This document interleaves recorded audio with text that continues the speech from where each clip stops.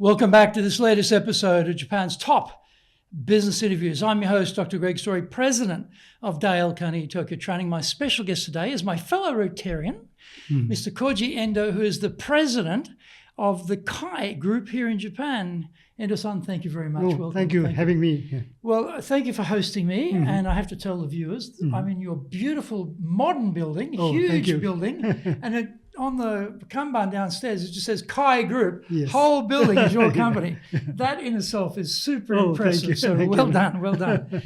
So, tell us a little bit about your background, where you started in business, and let's take it up to today. So let's go back to where you started. Okay. Kai Group, is founded by my grandfather in 1908. So now so it's Kai still Group. Taisho? Yes. Not Taisho, Meiji actually. Meiji 41. Wow, Meiji. And I'm of the third generation. My grandfather started our family business, starting, making pocket knives. Pocket knives? Yes. Oh. And then, razors, nail clippers, scissors, kitchen knives, whatever cuts, cutlery, So was your family, were they originally sword makers in Meiji period? No. They That may be a little farmer or something, Oh, okay. So they got into the business. So background is not, the sword, but, okay. Just knives and that type of yes. utilities. My grandfather, started, pocket knife business by, doing some, blacksmith, works. And then, start making merchandise, pocket knives. Wow. Yeah. Okay. And so, I guess typically in Japan, I meet some Japanese business people who are, 19th generation, 10th generation, third generation, right? So when you were born, I'm guessing you're probably the eldest in the family. Is that the typical thing, right? The eldest son should take over the family business. And from the time you're born, everybody in the family says, right, Koji is going to become the president one day. So you know that. Yeah. So I guess in some ways, that's a lot of pressure. Yeah, that's right. A lot of expectation, I thought, it is my destiny, to, succeed to my, family business. So, on the other side, I thought, at, around 22 years old, when, we have to, do some, recruit, to some, companies. But, I thought, I was lucky because, I have, my family business to succeed. So. Well, also in that case, in some cases, typically, the family sends the son, usually the son, to another company for 4 or 5 years. You know? So they don't bring them straight into the business. They put them out with some, somebody who they know, and they know they're only going to have the son for 5 or 6 years or something, and they train them, give them a bit of external world, and then they bring them into the family business. So in your case, you went straight into the business? No, also, I am also the same case. Yes, that. I, worked for, Kokuyo company, that's a stationery company. Stationery company, And Mr. Kuroda's, the Rotarian company, for 2 years after I graduated from, university in America, and for 2 years. And my father's thought was, let me understand, the frontline business people thinking, and also, ordinary so-called salaryman's, sentiment. So, it was a tremendous experience for me to feel, the frontline people, the thinking, and also the real frontline business. So, in some, I've done about 225 interviews to this point, and many Japanese business people like yourself, and often generational heads of the business. In some cases, for example, their grandfather went to overseas, to Europe or America to study, and therefore each generation went overseas. Were you like that? Were you like your family? Or were you the first one to study overseas? Right.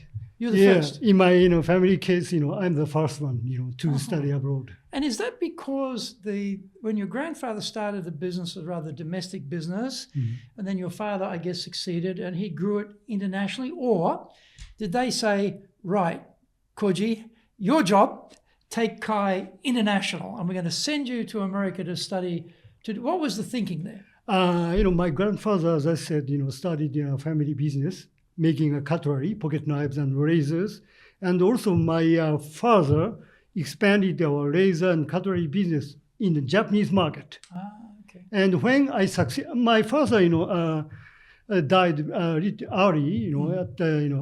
I was 33 years old when I succeeded to my father. Oh, okay. At that time, our company's, sales turnover to abroad, overseas, is about only at 20%. Oh, quite small. Yes. Nowadays, we have about 55%, sales overseas. Oh, so very good Yes, domestic yes, overseas balance. Yes. And so, by seeing, my grandfather and my father's, doing business in Japanese market, I thought, there's a chance, for us, for me, to expand our family business to overseas. And also, my grandfather won the so-called Yellow Ribbon Award.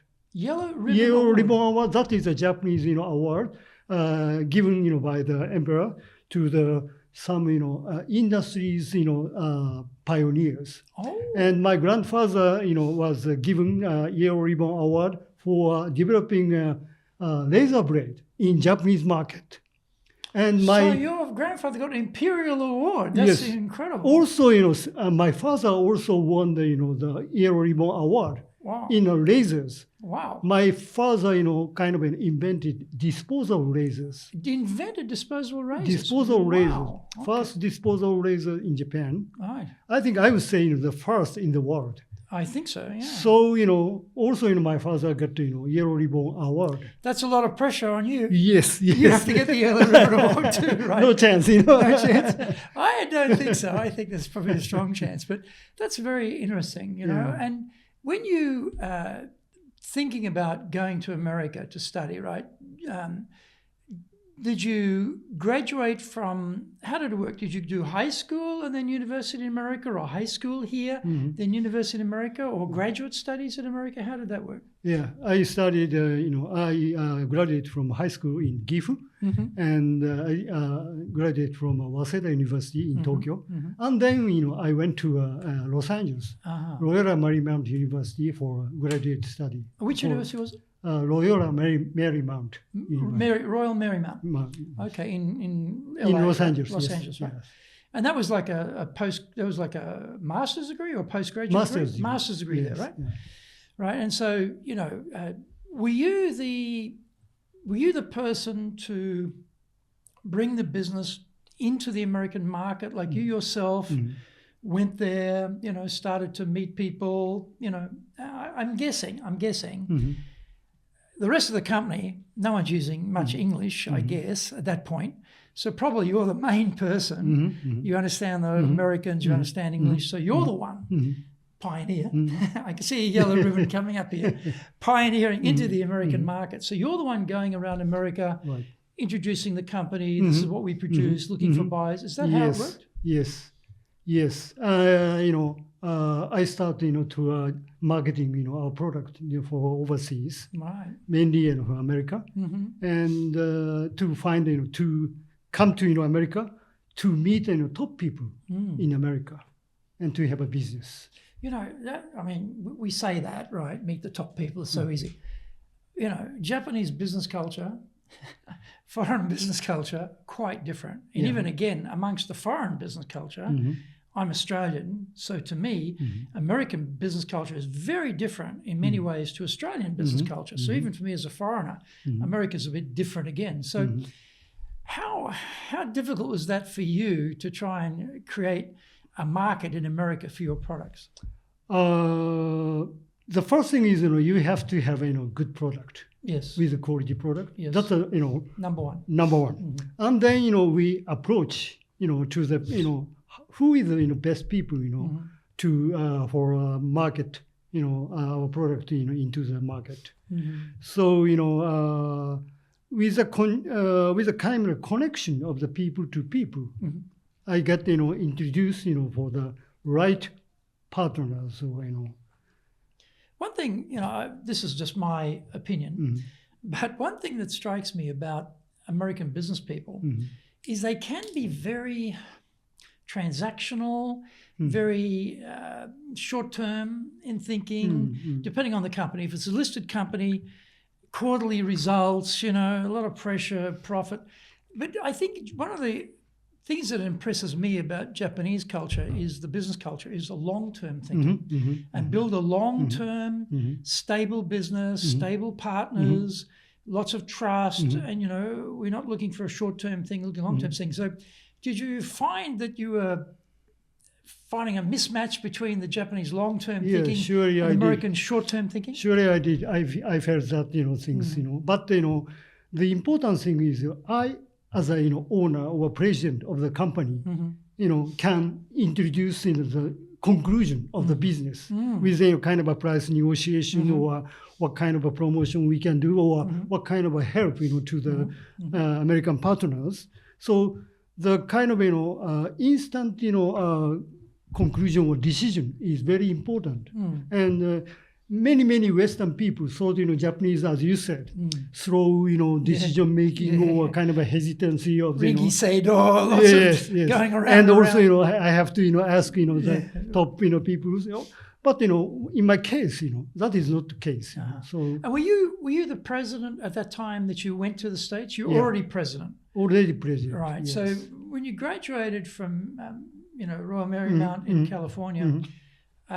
You were about 25 or something when you came back to Japan? Yes, 24 years old. 24. Yes, and then, I spent Kokuyo for 2 years. 2 years, okay, for training. So 27. Yes. And then 33, you said you took over from yes, 33, my father passed away. Passed away. So you only had those 5 years not being the president. And did you think about going to America at that time by yourself, or you waited until you became the president? Yeah, in my high school days, I experienced exchange student for summertime. So especially in California. Right, nice, so, nice weather. Yes, nice weather. And don't go to Missouri or Minnesota or some cold place like that, right? In the summertime, so I fell in California. So after graduating Waseda University in Tokyo, I decided, when I come to the US, to study, I come to California. That's why I picked up Marymount. Yeah. So were you pursuing the overseas business before you became president, or you waited till you became president to do that? In my kind of training days in Kokuyo and also in my company, I already dreamed to go overseas and do more business in overseas. And did you start? Did you start at that age? Did you make your first trips to America and Europe? Yeah, at that time. Yeah, many times. And was it again? Interestingly enough, I feel, as I said, as an Australian, that American business is very different to everywhere else. And did you find that too when you went to America and then you go to Europe? Did you find a big difference between the way Europeans do business and Americans do business? Yeah, somewhat.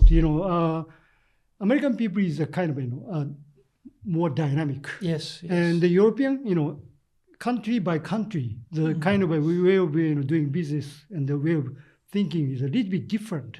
So when you go to France, you have to, it's a French market, and when you go to Germany, you have to have German sentiment. But luckily, in my father's days, we have many branch offices in Europe, in Asia, and in America. So you had a network already. Yes, and also we have a factory also in America. Making a pocket knives. Our original product. And as you know, pocket knives are kind of American people like. Love that. Yeah. So we have a sales office and a sales company in America. And when I got the presidency, I opened the factory in America. Okay. Why did you open a factory in America? Because at the time, because of a strong yen. And also at the time also another trade friction by American movement. So we got to make with President Trump, you might need to move the whole company to America to protect your market. Tariff, protect your market. So fantastic. Now I'm not grown up in the family business. I'm the first in my family to run this business, so I don't have any experience like you. But I'm wondering, when you're 27, come back from Kokuyo, you're working in the company, you're working with your team members, your company's team members, and your father's the president. Everybody knows you're the next president. Maybe they don't expect it to happen so quickly. Expect your father to have a longer life, perhaps. But, at some point they know. So how is it for you to build, a relationship with people? Because we know in Japan, very famous 2 key words you have to understand about Japanese business. Tatemae, superficial reality. Honne, actual reality. So, it can be, I wonder, was it difficult to actually, connect with people? Because they're always thinking, oh, he's going to be the shotter in the future. I can't really be honest, open with him. I should be a little bit protective with him. I have to be careful. So it's hard, I wondered, to connect with people, or no, or you didn't find that an issue? Because, most of the people, in my company knows me from the childhood. Yeah. Koji, you are kind of, PE and, so, when, my father passed away, I have a meeting with all the kind of members, key members. And then forget, my childhood, times. I'm a new, Koji Endo to run over, Kai organization. And good thing is, my father left, good, so-called Banto-san, company executives, to help me. And I think, one of the reasons for the people, helped me is, I had a kind of, respect to the old guys. Right. So, when, 27 and also 33, from 27 years old and 33 years old, all, surrounding myself is older than me. Okay. So, right. Why, we should, I should, kind of, battle with those kind of, people. I better, kind of respect and, wisely use, those kind of, know-how and the people, who are my better management. So that's the way, Well, anytime in Japan you have younger people, being the boss of older people, that's very complex in Japanese culture, isn't it? Because the hierarchy of age and who joined the company in what year, everyone knows the hierarchy and they know where they fit into the hierarchy. So when you have someone younger suddenly jump to the top, that hierarchy's changed completely. But as the family owner, member of the family, that's, well, it's a tarimae. It's, of course, you're going to be the president. Your family owns the company, right? So when you started leading inside the company, again, how do you do it? Because if you're really strong leader, it's a bit scary for people. He's the founder's son and he's a really strong leader. I'm scared of him. Or the other way, you're going very softly because you don't want to scare anybody. Be cooperative. It's a hard balance to find the approach there as a leader. How did you find the balance there? My father, was in his last years, is not in good conditions. Not in good health. Okay. He was hospitalized. Oh, I see. And I frequently go to hospitals. Right. And before my father passed away, maybe 1 year ago or so, my father says, "Hey, dear Koshi, you should listen to my voice." And for 3 years after my passed away, never do anything. And just, look at, the company carefully and what kind of people, what kind of stuff in the organization. So, I keep, his word idea. and, do nothing, for 3 years. But in 3 years, I had some kind of a plan to open a new factory in overseas and also, to do a, new product, for a new market. And after 3 years, I launched, the kind of, so-called, we called it inside X project. X-project. Not the project X, X project. X-project. Okay. Project X, for people who don't know, is a Japanese television program about companies who are very innovative and successful. Company, X project. Right. Okay. X1, X2, X3, and so on. Like that. Yeah. Okay. And so, after 3 years, my father's death, I gradually, doing that in a new project. So, you mentioned before that the banto, the senior executives, are quite a bit older than you. They've been with the company probably their whole lives or very many years in the company. And so you wait for 3 years, right? And then you decide, okay, I've got some ideas.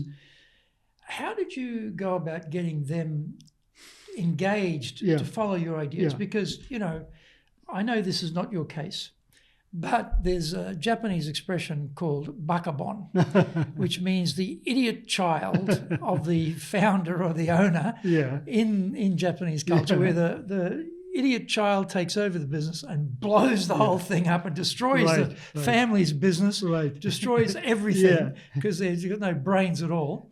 So there's always, that danger. And so how did you get the team to follow you with your ideas to, okay, we're going to build a factory, we're going to come up with new products, to get behind you? How did you approach that? I started, to, getting, about 7 or 8 people together. Right. And talk about, my thinking and my future visions, our company's missions. We call it the kurumasa. Kurumasa is a round circle sitting. It is a kind of a way of Mr. Tateishi of Omron did, for many years ago. I thought, on the articles, it is a good idea. So I gathered, for the key people, many times, one session is about 7 or 8 people. And then, I talked about my thinking and the way for the future, our visions, our missions, many times. And also, we call it, we, send, our company executives, to also talk. And again, that is hizazume, knee to knee, very closely, discuss. So that kind of, communication of the company policy, a company strategy is very important for people get together to move forward. So when you took over the presidency, how many people were in the company at that time? 400. In Japan, 400, and then you had outside Japan as well? At that time, not so many. Not so Only many. a sales division. 400. So 400 is still a pretty big number, right? And I think one of the things as leaders, and we see this with a lot of companies, the executives believe everybody understands the purpose, everybody understands the vision, everybody understands the mission, everybody understands the values, and we've pushed that all the way down and everyone's aligned. But often it's not like that at all. A very classic example is we're a training company, right? And you go into the room and it's got the beautiful frame, vision, mission, value statement, So I grab it, I take it off the wall, I turn it around, no one can read it, and I ask all these leaders, what's the vision? Silence, What's the mission? Silence. Usually there's about 5 values. Out of like 30 people, they get 2. That's it. So it tells me that the executives think right from top to bottom, we're all aligned around this. So how about your experience? Because you've gone very carefully with your group and then they're taking it down. How successful do you think you were in driving that messaging right to the bottom? Just keep on, conveying. Keep on, kind of saying, or again, as Koji is, saying the same thing again, but again and again, and then our staff, can understand. Yeah. Well, that's always the case. I mean, the danger is we send an email once, or we say it once, and then we think, oh, they got it, right? They've got it. And then you find out they haven't got it. Also, good thing is, we have a company bulletin monthly. Oh, okay. So-called the Kai family. So on the Kai family, every month, I write in my message, to the company bulletin. And also, vision, missions, and also, and also the, company staff will also write, for the bulletin. So also, continuously repeat. Get the messaging up. Yeah. That's fantastic, because it is so difficult to make sure everyone understands. And so what about, often you have a vision, an idea for the future of the company. We're going to build factories overseas, we're going to launch new products. So you're coming up with a lot of the ideas. What have you found has worked well to get ideas from people below, not just from you? Because one of the things I found about myself, I'm an ideas guy. I like coming up with ideas. But then sometimes I have to stop myself and I realize, all the ideas in this company are coming from me and not from them, because I'm too dominant, I'm too strong. And I have to step back and let them come up with ideas too. So I shouldn't overpower everybody with the strength of my ideas. So what have you found has worked well to get ideas from people below or from people around you? One key is be a patient. Patient, okay. Patient, And the other way, it is unique, for my company is we call it the shuho. Shuho means, weekly reports. Ah, okay. I asked, every staff, to write, 150 letters, report. In one report in 1 week. If you want to be successful as a leader, do the Leadership Training for Managers course. All companies need people who can both manage and lead. Leading people screams out for real skills in communication, dealing with all different types of people, being excellent at innovation, planning, delegation, handling mistakes, doing performance reviews really well, and inspiring and motivating the team.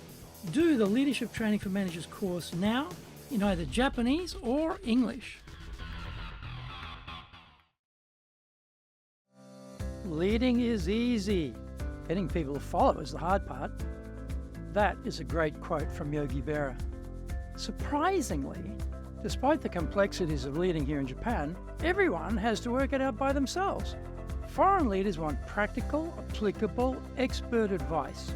This is now available for the first time in history. Grab your copy of Japan Leadership Mastery on Amazon today and avoid the mystery, trial and error, especially the errors. How many staff are there now? There was 400 when you took over. So how many now? Maybe 6 or 70, like a Twitter, like a X, in my internal, network. Okay. So you select the group. Yes. To write No. Not everyone. Everyone. So this is how many hundreds of people are you talking about? In a Japanese office, almost 700 or so. Now, do not tell me you have time to read 700 reports every week. Do you have time to do that? Yes. You read them? Yes, it's kind of 150 letters. Yeah. So it's easy. Yeah. And also well, it's easy. Most leaders are pretty busy. It's not they don't have time to make the time to read. But that's my job. Reports. And to understand what our company staff is thinking. Right. The weekly report is not related to not only a related business, but also daily life or I had heard some kind of topics, those kind of things. Right. It's a kind of usual conversation. So how does it work? Do they write an email to you, or it goes to internet? Internet. Internet. Yeah. So they put it up. They post it on internet. Internal net. And then you can read it. So everybody also can read it. Oh, everyone can read it. Oh, okay. And also we have a kind of committee of shuho, the weekly report. Those kind of people selected. Okay. 70 or 80, so hundreds of letters, the good things, and make a mark. Ideas. Make a kind of a star mark, and then myself, including myself and our executives, has to read it and put a comment on that. So you read all of them. Yeah. Try to. Some people read all of them and make some selections, and then your executives read that selection. Yeah. Right. Okay. And also, the important thing is, you have to have a kind of a, reflection or kind of feedback about the kind of okay, that I've read your comment. Yes, and then the people think, oh, I had kind of feedback from the top executives. So where you get the good ideas, you would go back to that person. You couldn't go back to everybody, surely. No. No, right? So you pick out some people. Hey, that was a great idea. Yeah. Come and tell us more. Yeah. Or we like that idea. We're going to go with it. Yes. I like that too because I've been in corporate a long time, and many times I've been in brainstorming sessions. We spend a lot of hours. We writing on the wall, putting the paper on the whole wall's covered in paper, whole room's covered in paper. Nothing. Then nothing. Later you feel betrayed. You feel like I spent my energy and time and effort here, and it came up with really good ideas, but this company's done nothing with any of this stuff. It's a waste of time. I don't want to do this again. So it's demotivating, actually. So picking up ideas. And I guess for the other people too, if they see, Endo-san picked up, Tanaka-san's idea. And some people said, I agree with that idea. Yeah. Oh, wow. Okay. That's a proof that it's real. Yeah. Oh, that's fantastic. That's fantastic. And so also, it's the same everywhere. Trust. Trust is important. But I think in Japan, it's really important. Japan is a very high trust society. And so one of the interesting things that came back, we did some global research on engagement. And there were three particular things that people paid attention to. One was naturally their relationship with their immediate boss. The second one was their belief that the top executives of the company were taking the company in the right direction. And the third one is pride in working for that company. That were three very key things. So, when you're in the company, yes, you've got the leadership group, you're the president. How do you build trust with the rest of the team to follow what we're doing? Because they're not leading. You're selecting ideas, but you're putting money and people and time for those ideas that you select. Or you've got an idea yourself on where you want to take the company for the next stage, and you want people to follow you. So how do you build up the trust that they can believe that you're making the right decisions for the company? Because we're in a VUCA world, it's a very complex world, and it's become more complex since Trump got elected because he's going to really, with tariffs and trade wars, and it's God knows what's going to happen. It gets even more complex. How do you build a trust in you for people to follow your lead in the company? What's worked well for you to do that? It's always a challenge, for me. But, in Japan, it used to say, company is like a kintaro ame. When you cut every layer, same thing. But, it's the value is changing. Right. Now, you have to have a diversity of the people and the different ideas and the different view of the company. Yes. But when did that occur to you? Because this diversity, equity, inclusion, DEI, all of this stuff is pretty recent. It's in the last probably 5 years or so. But at what point did you yourself realize, well, actually, we don't want the Kintaro Ame. We need lots of different viewpoints and ideas and more variety, and I need to create a company that has that. At what point? Is that recent for you, or from some time ago? Maybe 10 years ago. Or so. 10 years ago. So you're ahead of everybody. Also, we have a kind of a session from inviting university teachers, and he said we call it in Japanese 一丸となって it's a one ball. But ichigan is not good meaning. So you have to have some value. So in that sense, ichigan is very limited. Yeah, limited. He meant limited, not as a positive, right? But in Japan, as people is menju fukuhai. Yeah. If you agree, with nodding, but in the heart, you don't agree. disagree. So so you have to admit that things to manage, and but as a top management, you have to be careful about your word, Yes, your message, yes, your attitude, yes, your maybe looks, yes. So those kind of every day, those kind of things make the people trust So I guess one of the things there is you mentioned patience before. I think there's also discipline and self-awareness, self-control. If your boss has got a short temper and explodes in anger if something goes wrong, and then the next day sweet, and then suddenly blows up again, unpredictable. And for most people, working for someone like that is extremely difficult and tiring. And they don't want to work for someone. They want someone they can know every day, very calm personality, predictable, consistent. They know, yes, I can go and talk to the boss about something. I don't have to check the face. Oh, boss looks angry today. I can't talk to the boss today about that. It'll have to be tomorrow, or that type of thing. So I guess, what you're saying is we as leaders, we have to control our body language, control what's on our face, control how we express things, control how, even when we're upset, we have to mask it, I guess. Is that what you're getting at? Yeah, that's, I think for leaders, that's very, very important to create the sense of trust, I guess, for the people. They can predict. Unpredictable boss is a nightmare to work for.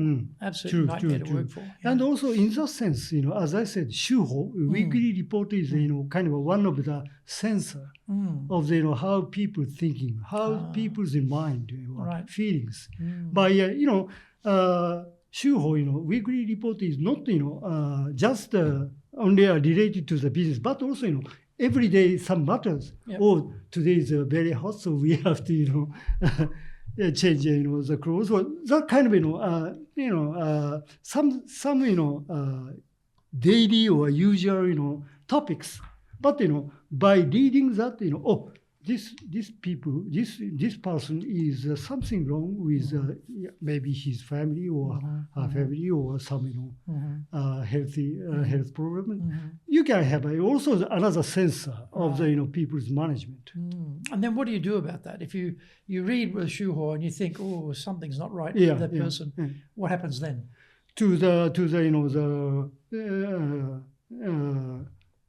executives, ask how someone he or she is doing, or talk to them. Not directly, but I check. Yeah, check. How's yes. How's Yahara going? Yeah, are they okay? Is he or she has some problem in the business or family, or Actually, when I worked in the banking industry, retail banking, I shouldn't say bank, that's a highly regulated business, and it involves money. The business of banking is money.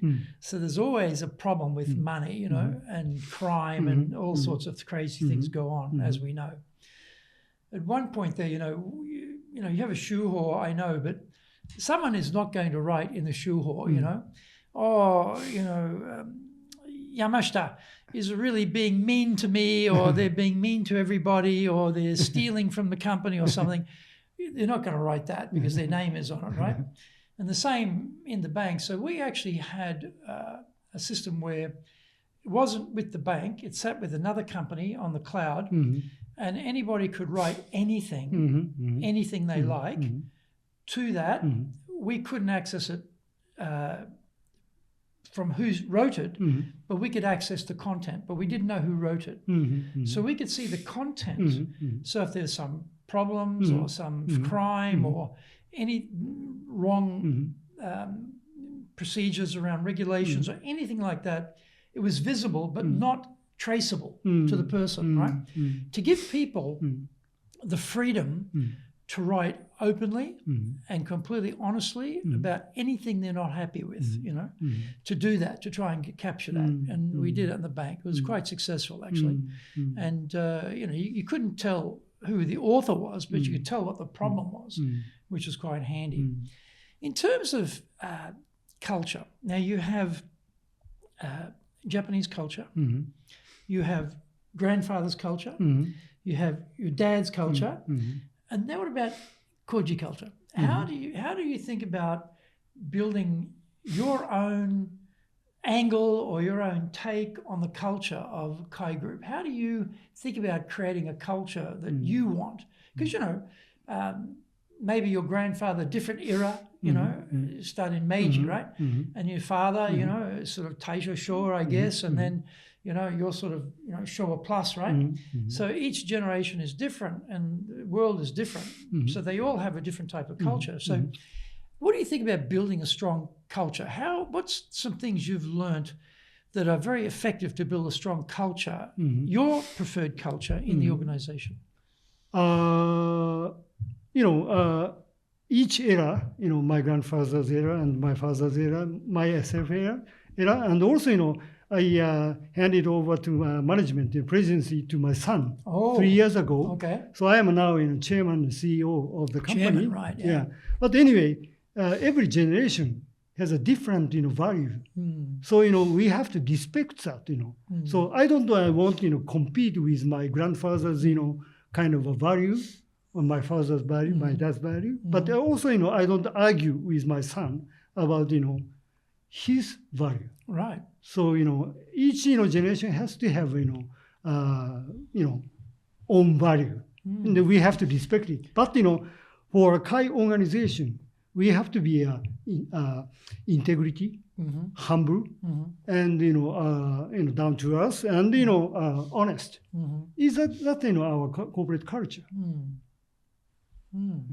And so that's interesting. 3 years ago already, you've handed on to your son. Yeah. So again, that's interesting. How does you're the chairman and he's the president? So how does that work? I mean, as you say, your father was still alive when you were working inside the company, but you weren't president. Although probably when he got sick, you probably took over there, right? So you're still healthy. Thank you. Glad to hear that. You're active. I can see that. And he's in the company. So how do you work that transition between one generation to the next?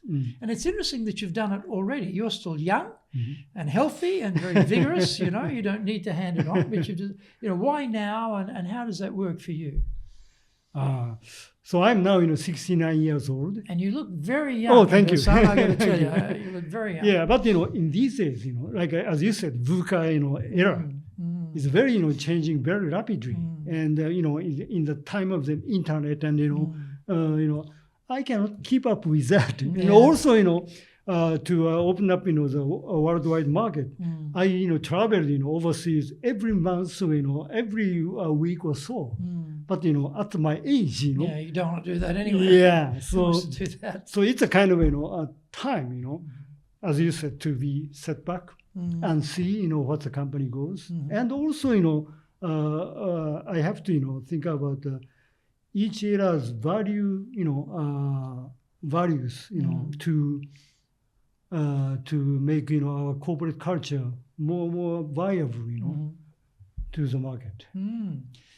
how do you do it? Because how old's your son now? 39. 39. Okay, well, he's a mature man, right? 39. It's sort of interesting for me. My son's 23, and Dad thinks he's going to pass on Dad's wisdom and Dad's hard-won experiences in life to his son, so his son can do better and smarter and sharper and more successfully than Dad. But I found, no, Dad, no, that's not going to work, Dad. You're out of date, Dad. Different world, Hard to get him to take my advice, actually. How did you do it? How do you work that with your son to give him advice and get him to actually take the advice? How does that work? Yeah, just let him, do his own way. His own way. Yeah. So you give him the freedom. Yeah. So don't kind of interfere. But that must be hard. Hard. You're the previous president. You're the third generation. He's the fourth generation. You're still young and genki, and you want to do stuff. So how do you work that? That's not so easy. One good thing is I'm living now in Gifu. Oh, you I moved to come back Gifu. and forth, Okay. and Whereabouts in Gifu? Which part of Gifu? Seki City. Seki Seki City is famous famous for the sword pottery, making. pottery as well. No, it's a Tajimi. Tajim, is it? Seki is famous for sword making, Sword making, okay. and famous for cutlery. So I'm basically living in Seki and coming to Tokyo from time to time, and to attend the Tokyo Rotary Club. Okay, so you can actually physically distance yourself. Yes. And give That's yourself one some good space. thing. One good thing. That's a smart move. Yeah. It's a smart move. Yeah, that makes a lot of sense. Often foreigners are sent to Japan to run companies here. They've been working in the headquarters and overseas. And they say, okay, we need someone to go to Japan, run the organization, you go there. But it's very hard for them, they don't speak Japanese, they don't know Japanese culture, they turn up here and they make a lot of mistakes. They get a lot of things wrong, they blow things up, all sorts of stuff goes on. That's one of the reasons for this podcast, that I wanted to create a resource for people who are being sent to Japan to listen to CEOs here, people who are practitioners, people who are doing the business in Japan, have been doing the business in Japan for a long time. Big companies, medium companies, small companies, startups, Japanese people, non-Japanese people, men, women. I try to have a variety of views, right, to give that advice. So if someone rang you up and said, hey, Koji, I got the job in Japan. I'm coming to Tokyo. I know you're living in Gifu these days, but you know about Japan and, all about business in Japan. Well, give me some advice on how I can be a successful leader in Japan of my company. What advice would you give that person? So you have a good, friend in Japan. Okay. Beside your business. Okay. Maybe a hobbies or anything. So that's one thing. Why is that? Why having a friend possibly outside of the business? Business is a kind of a business with it's a merit or demerit relates. So you have to be in Japan. No, not in a business, but in your personal things. So right. we have a good Japanese friend. Outside of your business is also important to see the business is business related kind of a conversation decision making, but through the hobby or through some kind of social clubs or something, you can have real kind of people's honne. Yes, real what's going on, real truth. Yeah. The second thing is to meet as many people as possible. So when the people come foreign companies to Japan is kind of intercourse is limited. So go to the places, as many places possible, and to meet as many people possible. And this is related to the business, but go to the site, go to the Gemba. Go to the site, the work site, Go to the Gemba is very important. Now the Gemba might be a factory, the Gemba might be a retail outlet, the Gemba might be a branch office, the Gemba might be the client's office. Yes. One thing I think is really critical is when you arrive in Japan, to you, things don't look right. Oh, we are spending, money on this, or oh, we are doing it like that, or this doesn't look logical or something, right, from your perspective. And often the people who work for you really defend how it's being done now. And you're thinking, oh, these people, they're defying me, they're not listening to me, I should sack them, fire them, and get new people in here who'll do what I want. Until you talk to the client. Until you talk to the buyer, and then you discover this is why we're doing all this stuff. This is why it's so expensive. This is why the system is like this. It's illogical, but that's being forced on us by the buyer, right? So I think getting the really important, even you can't speak to the buyer directly because you can't speak the language, but you've got to understand, I think, what the buyer wants, because that will often help you to understand what's going on internally. And these people are not bad people. they're actually protecting the company, they're protecting what's going on because they've got the relationships and they're not being difficult. They're actually being cooperative, but they're being cooperative with the buyer on behalf of the company. You know? So I think that's an important thing. What else? What other advice should they think about? Maybe a different perspective, but when you had a get along with Japanese people, don't be boast. Don't boast. Boast, because Japanese. Be humble. Yeah, be humble. And the second thing is don't speak with your home country's business. Yeah. Because every business people in Japan is different from America, from Australia, or whatever. So when you come to Japan, do the thinking of Japanese thinking, and do Japanese do. And that's a problem too. I've had this personal experience too. I was a country head here. My boss was based in Hong Kong, Australian guy. Somehow, he believed he knew all about Japan from just visiting. Never lived here, just visited, a couple of days at a time, right?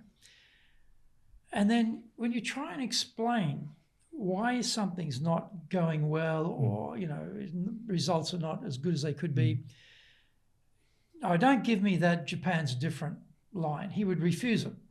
Don't give me that Japan's different line. You're not, it's like trying to explain to someone who cannot understand Japan why it's different, almost impossible task. And in fact, I often found that's one of the reasons I run my own company now. I'm sick of that. So I said, if I'm going to work for myself, I don't work for these people anymore. Too hard to explain to Japan to them, But that is an issue, that headquarters does not understand what's going on. And they're not very, I would say, understanding and in a way, they're not very cooperative either, with the difficulties here. So that's always a bit of tension with headquarters. Anything else they should do? Any other advice? What about learning Japanese? Should they learn Japanese? Yeah, sure. But in these days, many young Japanese, speaks English. So not so much problem used to be. Yeah. So maybe. So do as many kind of a chance to drink or eat as possible. With who? With friends or with comrades at work or colleagues? Both. Yeah. Everybody surrounding you. Yeah. And so when you think about the issues we've talked about, trying to be effective in Japan, I often wonder, some people go too far. They want to be more Japanese than the Japanese, and think, well, I'm going to be more successful here, I should be more Japanese, and go to a bit of an extreme in a way, I think from a Japanese point of view, most people think that's a bit odd. That for them is a bit strange. Like, why are you doing like that?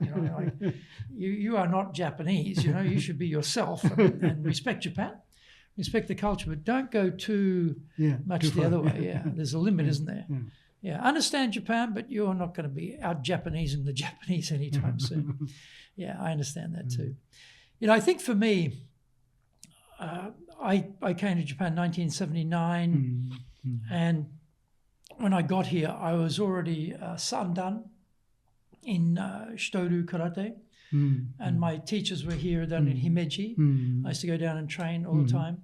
So that always gave me a different view on Japan, and they're very like old style Japanese gentlemen, like really old style, traditional.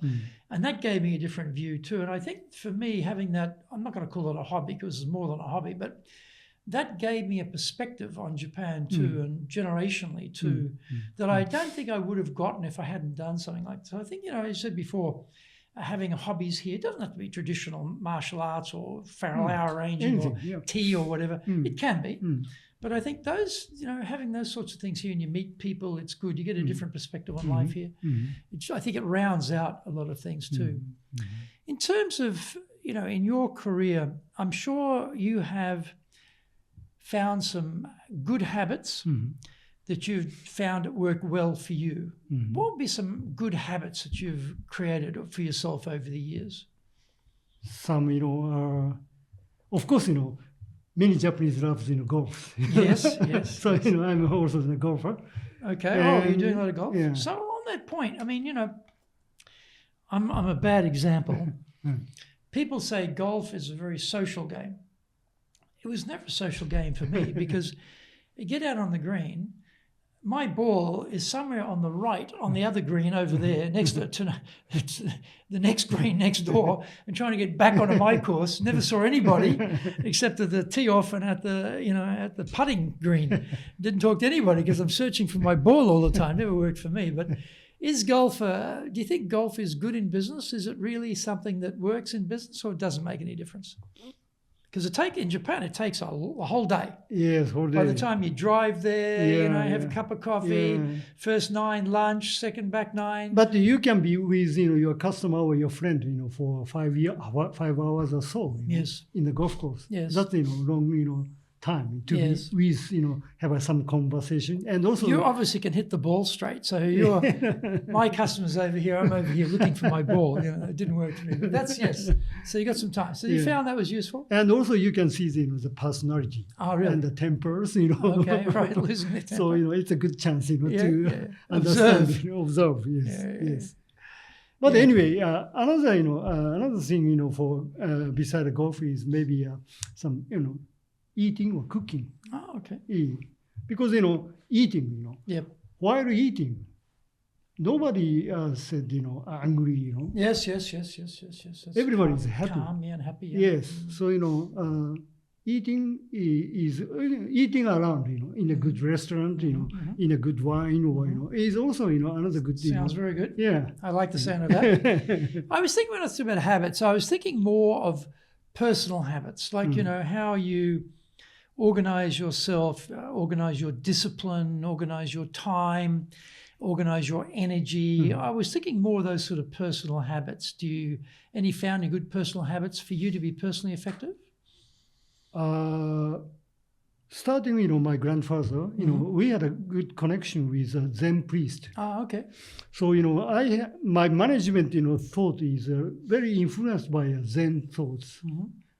So what does that mean? Does that mean, for example,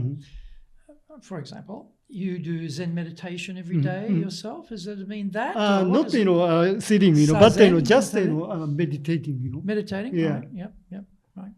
Yeah. What else? What other, like, for example, organizing your time or prioritizing your day or health? You're very slim, you're very good shape.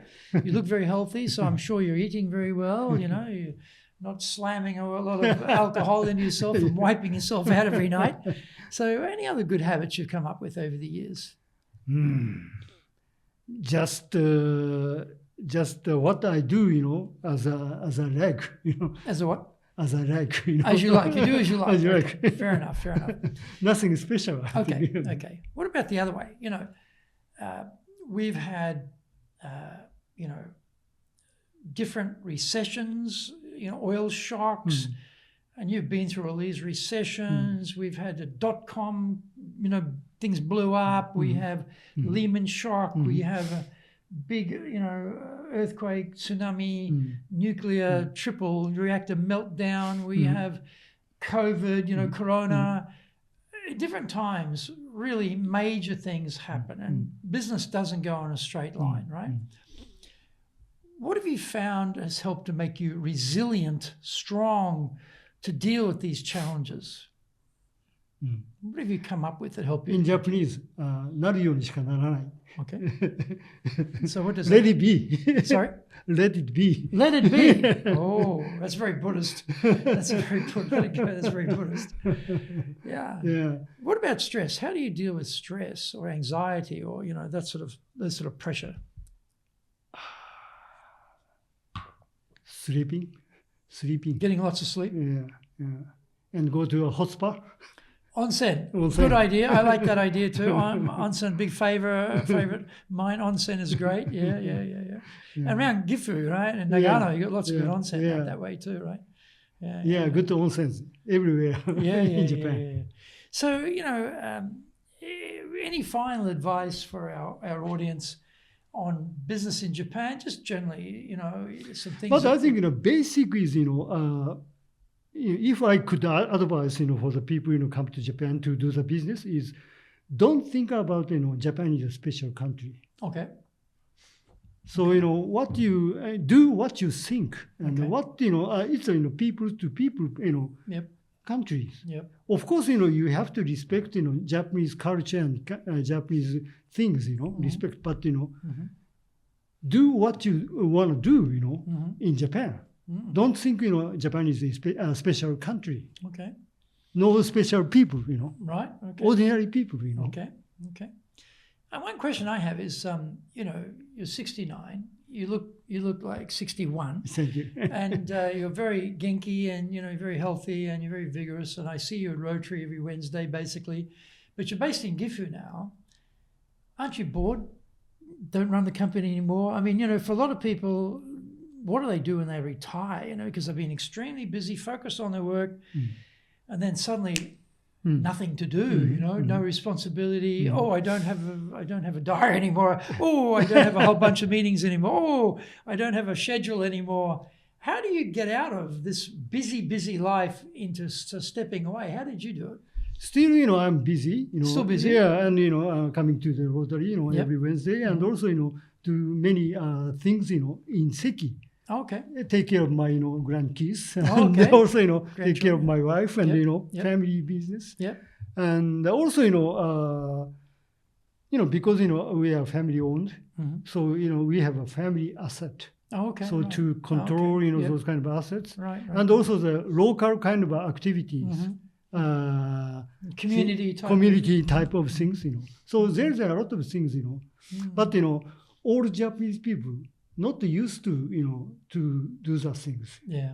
In a, very busy days, nothing, done about, family or, household. Yep. That's, my wife always complains me. Just work, right? Yes, Focus on work, right? So, it's a time, Yeah. Now's the time. Now's the time. Yeah. Well, I really enjoyed talking today, Anderson. Thank you very much. Thank it was fascinating, fascinating discussion. Thank you for sharing so much with us. Thank you. Thank you. So please join us again for our next episode of Japan's top business interviews.